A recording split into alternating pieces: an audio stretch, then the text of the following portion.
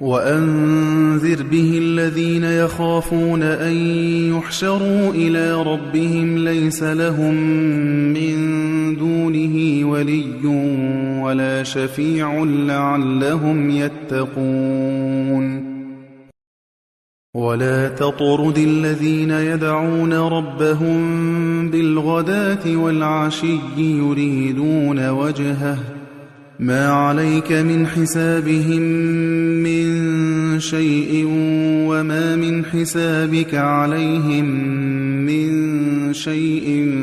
فتطردهم فتكون من الظالمين وكذلك فتنا بعضهم ببعض ليقولوا أهؤلاء من الله عليهم من بيننا أليس الله بأعلم بالشاكرين وإذا جاءك الذين يؤمنون بآياتنا فقل سلام عليكم كتب ربكم على نفسه الرحمة أنه من عمل منكم سوءا بجهالة ثم تاب من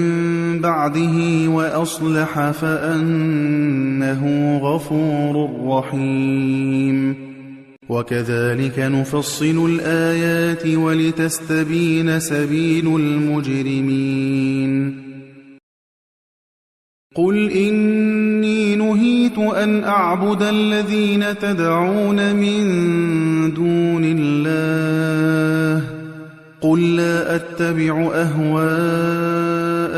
قد ضللت إذا وما أنا من المهتدين قل إني على بينة من ربي وكذبتم به ما عندي ما تستعجلون به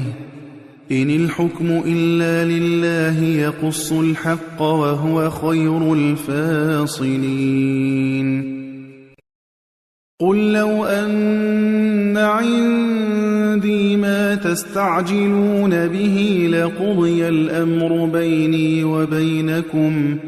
والله أعلم بالظالمين وعنده مفاتح الغيب لا يعلمها إلا هو ويعلم ما في البر والبحر وما تسقط من ورقة إلا يعلمها ولا حبة في ظلمات الأرض ولا رطب ولا يابس إلا في كتاب مبين وهو الذي يتوفاكم بالليل ويعلم ما جرحتم بالنهار ثم يبعثكم فيه ليقضى أجل مسمى ثم إليه مرجعكم ثم ينبئكم بما كنتم تعملون وهو القاهر فوق عباده ويرسل عليكم حفظه حتى إذا جاء أحدكم الموت توفته رسلنا وهم لا يفرطون ثم ردوا إلى الله مولاهم الحق ألا له الحكم وهو أسرع الحاسبين قل من ينجيكم من ظلمات البر والبحر تدعونه تضرعا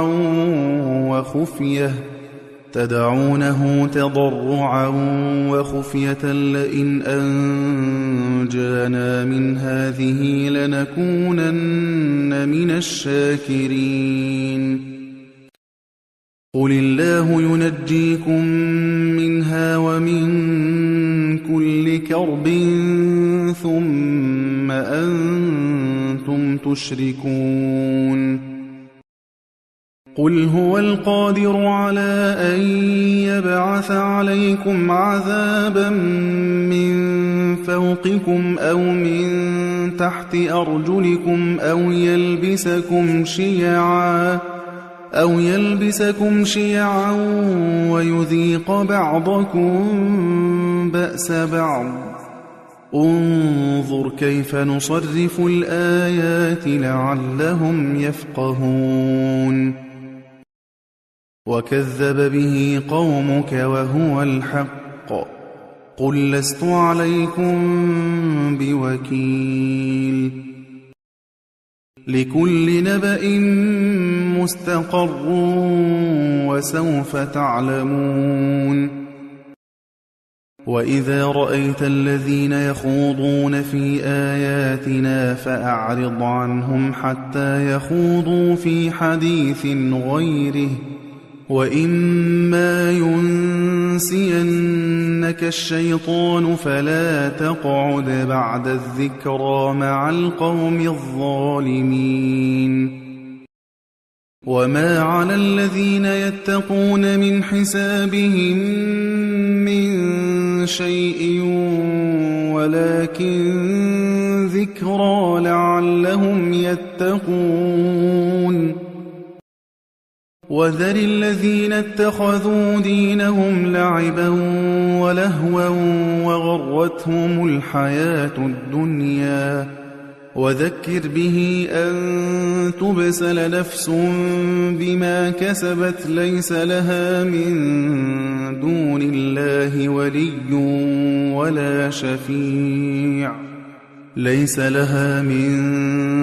الله ولي